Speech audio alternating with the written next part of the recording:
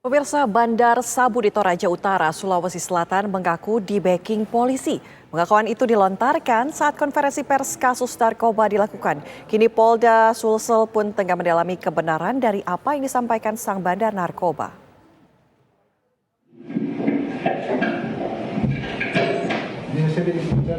Ya. Kami berani begini karena kami ini dari Saat konferensi pers kasus narkoba, seorang bandar Sabu di Toraja Utara, Sulawesi Selatan mengaku di-backingi polisi. Bandar narkoba yang ditangkap ini berinisial AG. Ia ditangkap saat sedang menggunakan narkoba. AG merupakan bandar narkoba di Toraja Utara. Berdasarkan hasil pemeriksaan, AG mengaku mengambil stok narkoba di Kabupaten Sidrap, lalu dijual di wilayah Toraja. Pengakuan AG di-backingi polisi pun viral di media sosial. Pengungkapan sang bandar narkoba kini terus didalami Kepolisian Polres Toraja Utara dan Polda Sulawesi Selatan. Ada oknum yang melindungi sampai berani melakukan peredaran gelap narkotika di wilayah dia seperti itu.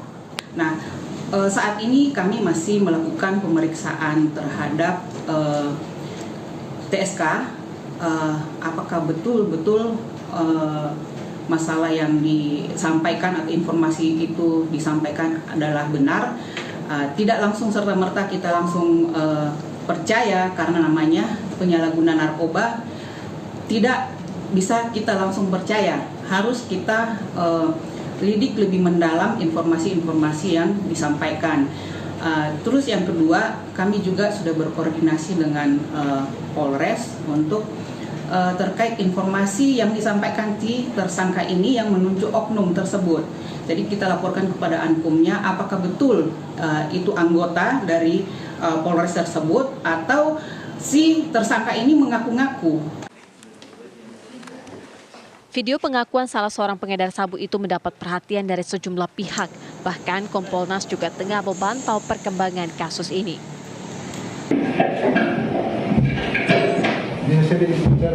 Ya. Kami berani begini karena kami ini dari Dari Kabupaten Tanah Toraja, Sulawesi Selatan, Joni Bane Tonapa TV One mengabarkan. Ya, pemirsa, video seorang tersangka pengedar narkoba jenis sabu ini mengaku di-backingi oknum anggota Polres Toraja Utara, Provinsi Sulawesi Selatan terus didalami kepolisian. Kapolres Toraja Utara AKBP Eko Suroso mengatakan saat ini penyelidikan tengah dilakukan. Penyelidikan ini melibatkan Polres maupun Polda Sulsel dengan mengumpulkan sejumlah data dan memeriksa tersangka yang mengaku mendapat backingan. Selain itu, AKBP Eko juga menyebutkan jika dari hasil pengembangan penyelidikan nantinya terbukti, maka oknum anggota yang terlibat akan diproses sesuai dengan aturan yang berlaku. Daripada salah satu tersangka.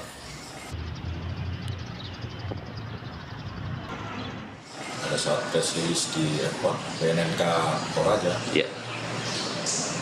kami segera menindaklanjuti dan sekarang tim sedang mendalami terkait dengan informasi yang beredar tersebut.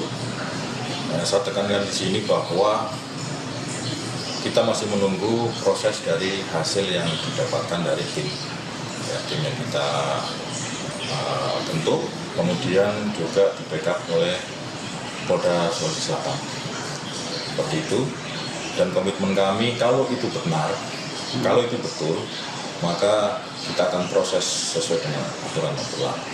Kita tindak tegas anggota yang kalau memang terbukti melanggar ataupun melakukan apa yang seperti di dalam video tersebut. Dan sudah ada pemanggilan atau gimana dengan sementara tim masih berproses, jadi saya minta kita bersabar karena kita harus juga mengedepankan namanya asas praduga tak bersalah.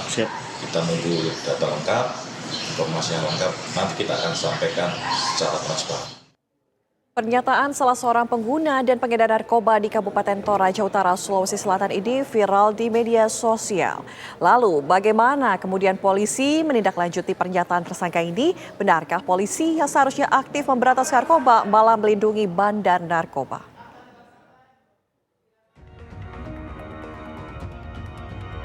4 pemuda ditangkap tim BNNK Tanah Toraja di sebuah rumah kos pada Kamis 16 Februari lalu. Setelah digerebek, keempat tersangka diketahui merupakan jaringan peredaran sabu lintas kabupaten yang beroperasi di Toraja Utara yang juga merupakan bandar besar jaringan Sidrap dan juga Walenrang Luwu. Salah seorang pengguna dan juga pengedar narkoba itu mengungkapkan bahwa dirinya dibackingi oleh polisi. Kami berani begini karena kami dibackingi dari Polri. Perlu pengawasan secara ketat karena apa? Seorang menjadi informan adalah mereka yang tahu jaringan. Untuk tahu jaringan, dia pasti berteman dengan jaringan. Atau dia bisa masuk dalam jaringan itu. Atau adalah pelaku sendiri. Bahkan bisa pelaku sendiri. Sering terjadi pelaku ini memberi informasi untuk menghancurkan kelompok lain atau jaringan lain. Ini sering terjadi seperti itu. Jadi petugas harus hati-hati betul ketika memilih. Artinya harus melihat motivasinya. Kalau semata-mata dia perlu imbalan dari aparat, oke, saya kasih ini kalau kamu bisa ngasih informasi. Satu urusan, tetapi cara dia memperoleh informasi ini harus hati-hati.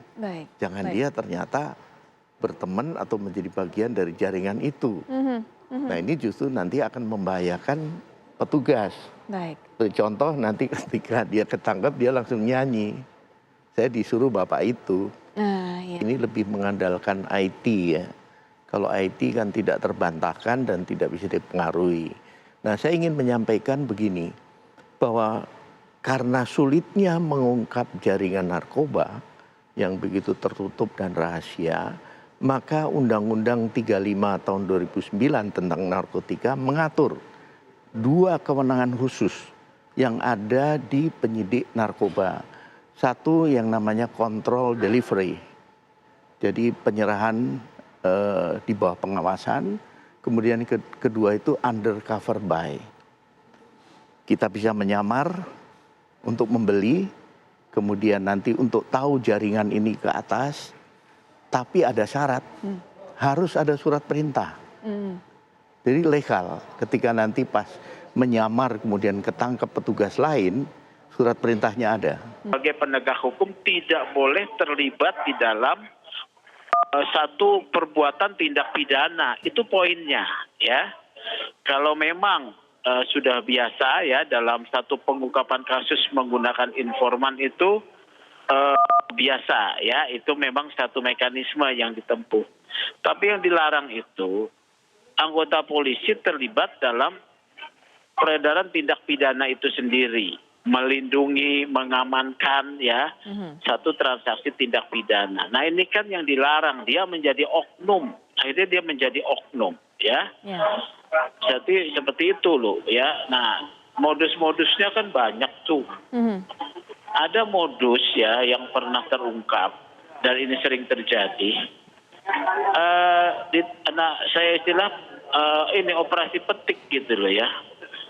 Jadi dia bekerja sama dengan informan untuk menangkap orang-orang yang memakai narkoba. Jadi ketika dia menjual narkoba kepada subjek pemakai, pemakainya ditangkap tapi informannya dilepas. Itu kan kejadian kemarin di Binjai itu ya, yang terang benderang ya.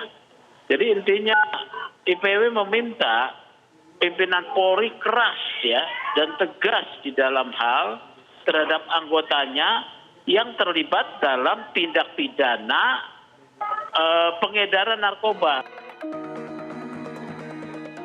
4 pelaku inisial RP, AG, DK, dan juga EL ditangkap dengan barang bukti paket sabu siap edar 43,55 gram senilai 42 juta rupiah. Dari Kabupaten Tanah Toraja, Sulawesi Selatan, Joni Panitonapa, TV One mengabarkan.